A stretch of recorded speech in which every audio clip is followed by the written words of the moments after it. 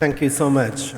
I think it's always hard to catch the attention of our participants after such a lovely, simple talk delivered by the previous speaker. I've been given this topic to speak to insights on AI in education and skill development. How does AI transform teaching, learning, and workforce dynamics? So I'll try to speak to the slides. So the organizers have also put out kind of an understanding of how they see AI in the context of education 2.0. They say that education in the 21st century is different, from brick and mortar institutions to more self-driven, applying new pedagogical methods. Technology is at the forefront, where augmented, extended realities are very much possible today. And to add to this is artificial intelligence, particularly the generative AI, which we spoke a bit about towards the end of the last session, wherein you see intelligent tutoring systems, teaching buddies, and a lot of human-computer or human and artificial intelligence interaction happening. So in the context of this conference, which talks to these notions, that AI-driven teacher training, teacher-enabled, technology-enabled learning, and the use of generative AI tools have impacted not only education and skill development, but also workforce and workplace dynamics.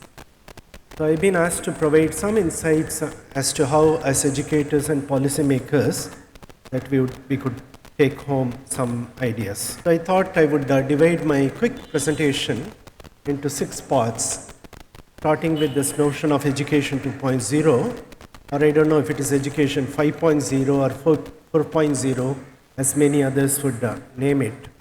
And I would give a brief introduction to AI and then generative AI, and go into discussing the role of AI in teaching and learning. My gratitude to Professor Arun Kumar, who invited me to this event, and to all the entire team of organizers who put together Edu at AI24. This is a phenomenal success. And I can see that in different arena, you seem to be gathering together to listen to and pay attention to the topic of AI. A bit about my organization. Commonwealth of Learning is an intergovernmental organization with visionaries way back in 1987 who thought open and distance learning was indeed important, particularly for those who are not able to go to school or college or university. Could education go to their doorsteps? And in fact, it took almost 35 years for a COVID to jumpstart the process. We have seen emergency remote teaching happening in COVID times, thus giving an impetus to open and distance learning. Today, the University Grants Commission has not only recognized the 18 universities, open universities in our country, to be the awarding bodies for education at the tertiary level. It is UGC has also recognized of late 200 tertiary institutions to provide degrees and postgraduate degrees through online and distance learning mode. So the power of open learning is something becoming very significant as we speak. So my organization works in 56 Commonwealth countries to promote the idea of open education, right from school level to the tertiary level and to research and so on. So in the last 10 months or so, my own organization that's based in New Delhi, and we have only 2 offices around the world. Although we cater to 56 Commonwealth countries, we have an office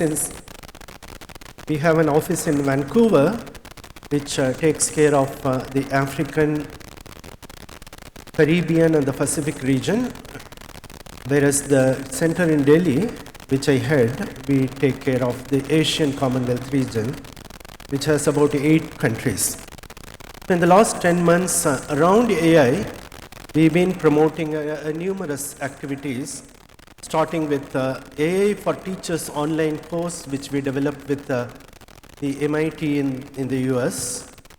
We have just concluded a 5-day, 5-hour training program for teachers, school teachers, with the help of NCERT, and we believe that about 50,000 teachers have registered to participate in this program. Very recently, we launched a courseware for the farmers, what we call the AI literacy courseware for farmers, in partnership with a French think tank called INRIA, under the global partnership of AI umbrella, in which India has been the chair until recently. We also put out a lot of consultations and colloquia around AI and future of work under the OECD GPI umbrella. We are now planning to scale up the AI literacy for farmers courseware in not only in India in 22 languages with the use of Bhashini, which is an AI translator tool developed by the Government of India, but also across the world. And we recently launched a courseware for the Vice Chancellors for them to gain an understanding on generative AI. Finally, the program that I would speak to in a minute in the later slides as well, what we call the Teacher in the Loop of AI, which is a project that we've initiated in the Pacific island nations, in Ghana as well as in India. I'll speak to that project in a while. But when it comes to Education 2.0, I think the broad contours that we want to be aware of are innovation, technology induced, but converting education into an experience in a multidisciplinary manner, but bringing in also skills orientation. So this is how Education 2.0 has been defined. So you can see that something very unusual here. We have pursued education to acquire knowledge. We have seldom understood education to be an opportunity to acquire skills and competencies. But Education 2.0 is all about acquiring skills and competencies, but not only in the discipline that we are registered into for our academic program, be it engineering or science or humanities. It's in a multidisciplinary manner where we want to acquire education and skills. In other words, it's all about liberating and helping us to think creatively so that we can use technology as an open tool, not only to access and experience education in an experiential manner, but also conduct education and develop, hone our skills in a multidisciplinary manner, preferably also in a transdisciplinary way, so that we are agile and ready for the job market with 21st century skills of creative thinking, problem solving, communication, and collaboration. So a lot of things are tucked into this notion of Education 2.0. I wonder how many of our faculty members do take these concepts very seriously when it comes to preparing our global citizens of tomorrow and the workforce of tomorrow. By the way, if you do not know this fact, once upon a time, many of our students went to the US and the UK for acquiring degrees. Even I went to the UK for my PhD. But today we are staring at a scenario that every fourth degree in the world will be issued out of an Indian university. Every fourth graduate of the entire world population is likely to be from India.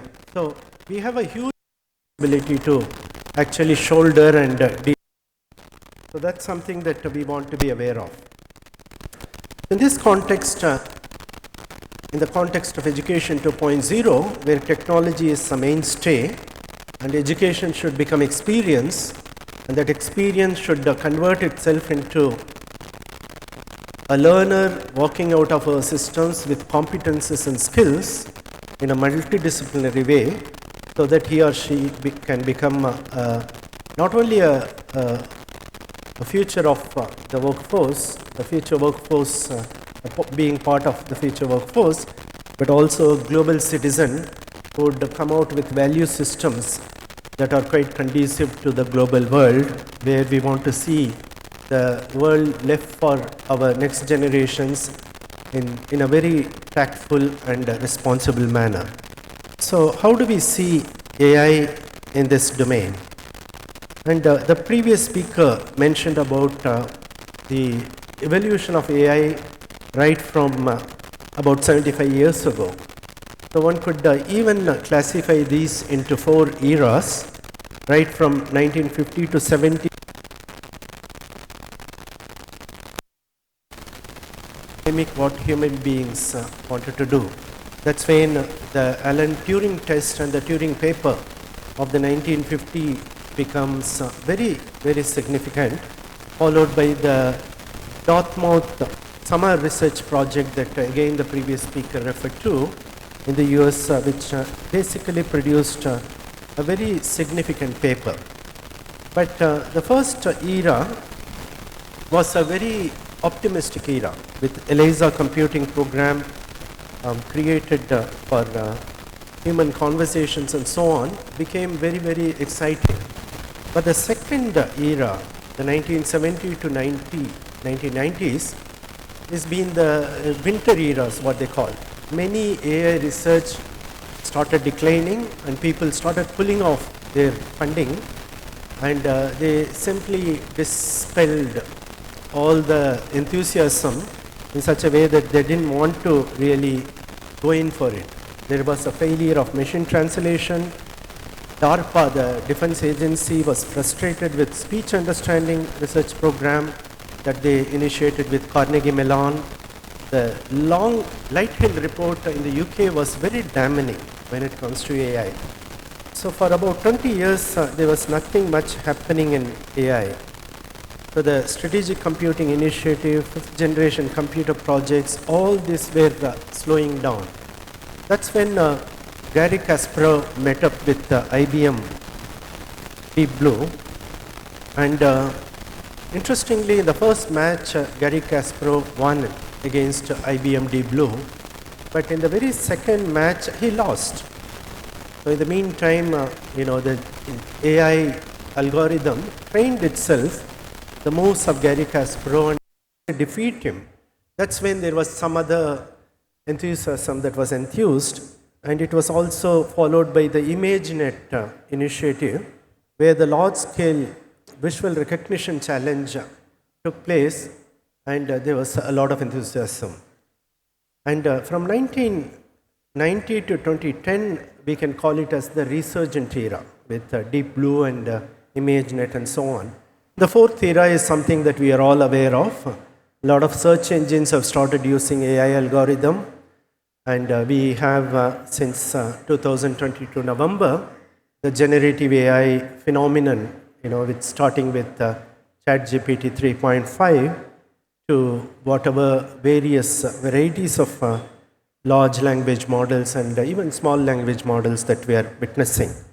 And the previous speaker also spoke about AlexNet and AlphaGo and a variety of programs that have come into play. So when it comes to the eras, as much there have been 4 eras and continuing, we've also witnessed 4 stages. The first stage was very limited, reactive. It was not at all proactive.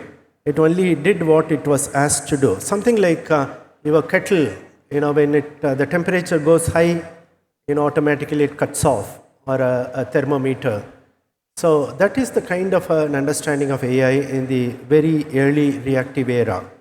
But when it comes to the limited memory era, that's where IBM and Gary Kasparov and, with a limited memory, it could understand the idea of what has been asked to do, and it performs. But the third is the theory of mind AI, which is where, we have almost gone past the third era, where the AI algorithm is able to understand the intention of the person other side, or the person who actually triggers the command in order to deliver results. But we are also moving towards self-awareness AI, where AI is aware of its own existence and moving into the general intelligence AI, which is something that AI is almost capable of every action that the human being is able to undertake, whether it is writing a novel or composing for a symphony or even designing a car. So, things are moving towards that direction. And I'm sure that within our own lifetime, we would be able to also see the glimpses of the fourth and the fifth era of AI. So, as was mentioned in the earlier presentation by our previous speaker, AI's foundation is based on logic. Logic is all about reasoning and inference. And AI's foundation, one could say, as logic, probability, machine learning, and data mining at this point in time. Although you may have seen a lot of diagrams, circles within circles and so on, which explain the notion of AI. But in simple terms, it's logic and probabilities. Probabilities are all about chances and uncertainty and predictability. And based on the machine learning and data mining principles, AI is able to operate very well in a kind of an environment that we are looking at. And today, AI is actually impacting every sphere of our human life. So simply, it's all about rule-based system, as it started with, where AI followed certain rules, but AI also, we witnessed in the recent past, becoming expert systems, where it could also become an expert in a particular domain by training itself based on facts and rules and providing the outputs. But AI can also seem to be a neural network where, like a human brain, AI can operate, and the generic algorithms that are fed into is something that would do the job for us. So in other words, it's as simple as that. When it comes to implementation of AI, you have to define a problem, you have to gather data around the problem, you have to choose an algorithm and train and test through that algorithm the system, and then deploy. And our previous speaker spoke from a very simple research domain, which is equally applicable to the way that AI can be deployed. So I don't have to speak much about the difference between AI and Gen AI.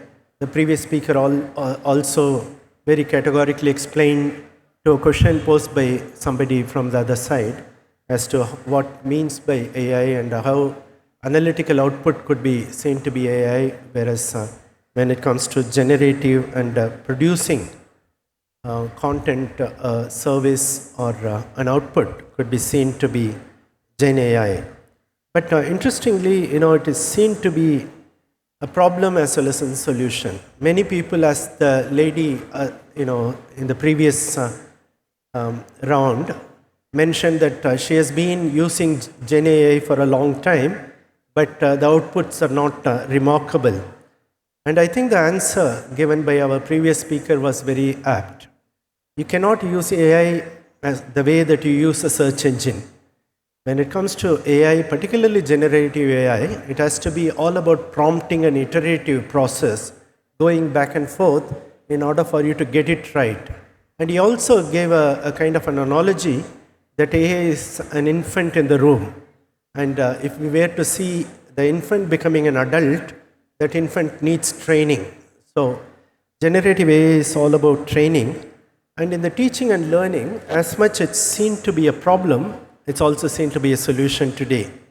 Not only in teaching and learning methods, but also in assessment, in outcome-based education, and to teachers in particular, it's indeed a solution. This is where I want to pause and mention about a small experiment that we are doing with CBSE teachers of mathematics who teach 9th standard mathematics to look at how generative AI can help them create personalized learning material for the different learning styles of their 30 children in their classrooms. So we are actually gathering 100 mathematics teachers to come together to be in the driver's seat in training an AI algorithm in order for the AI algorithm to create an output which is much, much more desirable and qualitative than what that lady experienced in the recent past.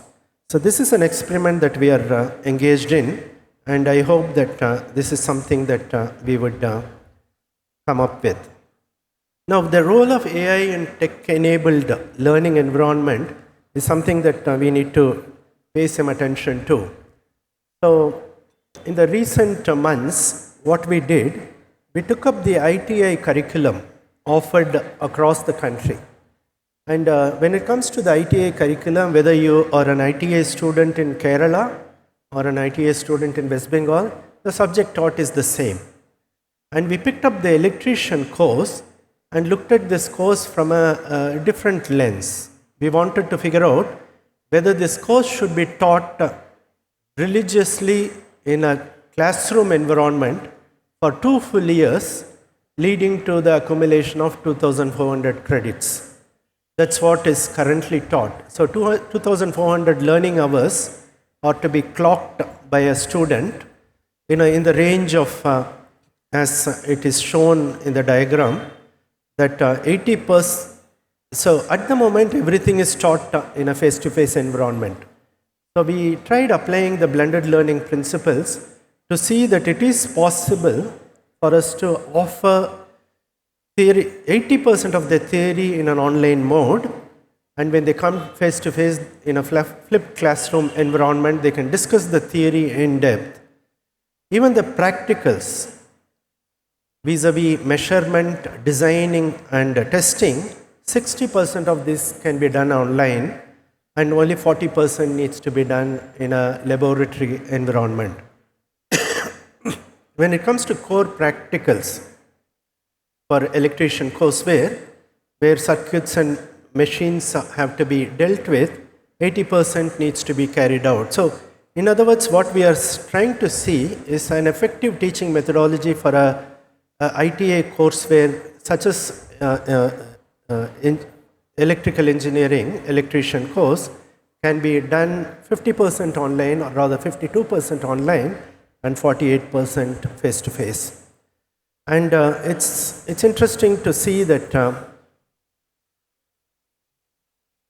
highly motivated students can complete the same 2-year ITA course in 1 year. It's just that we need to bring in the NEP principles to kickstart a reform process where the Director General Training and the directors responsible for ITA education in each state would need to put their head together to figure out whether they can short circuit the education program for children who are pursuing. And many of them do not at this point in time have a career pathway, academic career pathway. But thanks to the credit transfer framework that has been brought out in consultation with AICTE, National Institute of Open School, the various boards of secondary education, the University Grants Commission, and so on, we do have a credit policy where an ITA student can graduate to becoming a degree holder. So ITA is treated at level 4 within the National Skills Qualification Framework, and ITA student, once he or she completes level 4 to NSQF, will be eligible to become can be admitted into the tertiary education. So there is also a career pathway carved out. We also come up with a blended learning template where each institution that would like to embrace blended learning can look into this template, put in system, and create its own policy. And through this policy, they can also approve the courseware through their academic councils if any courseware to be provided in a blended method. So, all the time we thought AI to be a panacea for all evil, but there is also perception on AI where there are all sorts of threats being pursued personally,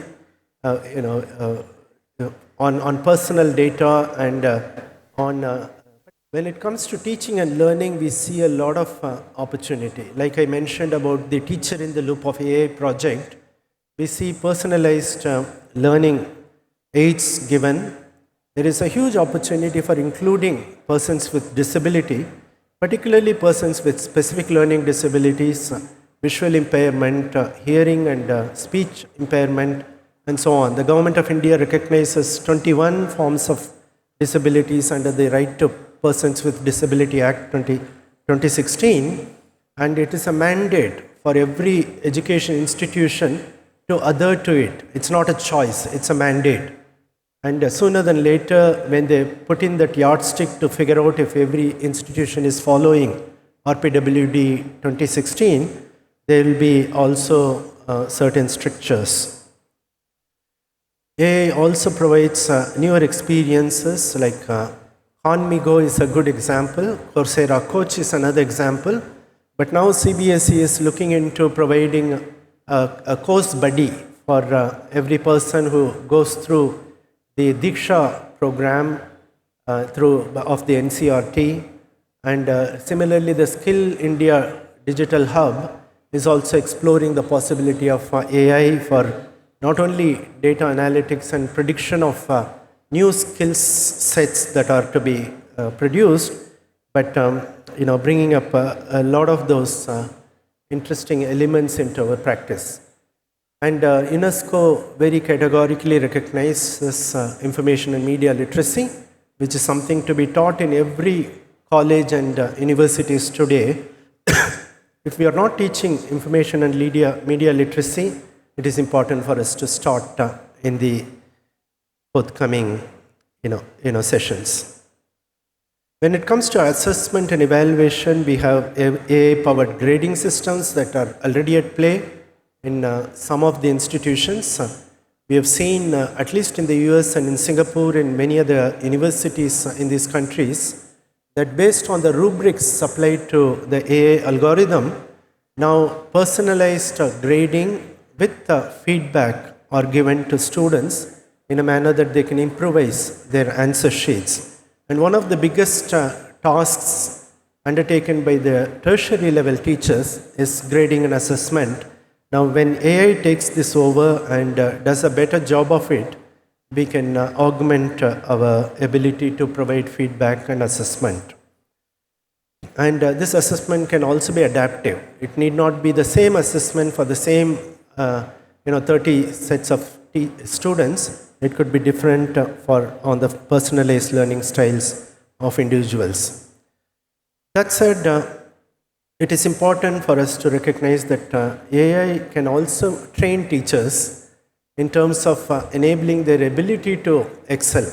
Many times it's easy for us to run away from AI, but we need to also take advantage of AI in our own context.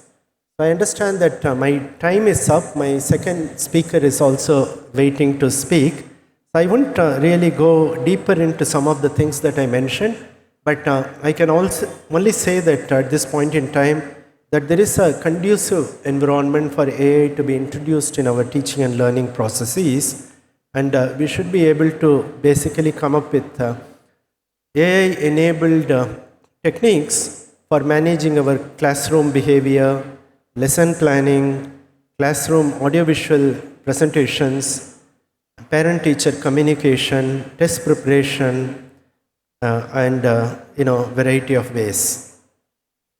When it comes to the impact of AI on workforce, there are three worlds, as we can say, rather four worlds. Europe is also becoming a very strong force. And you would see that AI is impacting not only healthcare, manufacturing, retail, and finance, but also in the education domain. The size of the AI education market is really becoming huge. So it is time for the educationists, technologists, market players, and the learners to come together to take advantage of AI. For Sugata Mitra, who experimented with hole in the wall project, AI is the future of education. For Sal Khan, who initiated the Khan Academy, he sees that AI to be enabling people to be more engaging and effective. And Andrew Nag, who created this whole Coursera, which is an AI-based platform today, says the future, it prepares students for the future of jobs. So education can come to the doorsteps. And with these few words, I want to close my presentation and thank the audience for their patient listening, but also congratulate the organizers for putting together yet another Edu at AI 24 show. Thank you so much. What an enlightening session we've just experienced. We are deeply honored to have had Professor B Shadrach with us today as the Director of CEMCA and a globally recognized leader in ICT 4D and lifelong learning. His unparalleled expertise has shed light on how AI is reshaping education and skill development. On behalf of everyone here, I extend a heartfelt gratitude for this engaging and thought-provoking keynote. We now open the floor for a Q&A session. If you have any questions for Professor Shadrach, please raise your hand and we'll bring a microphone to you. So I am Ramchandra Menon, involved in civil service coaching in Palghat. So we like to see that most of our Indian students are going out, mostly on technology base.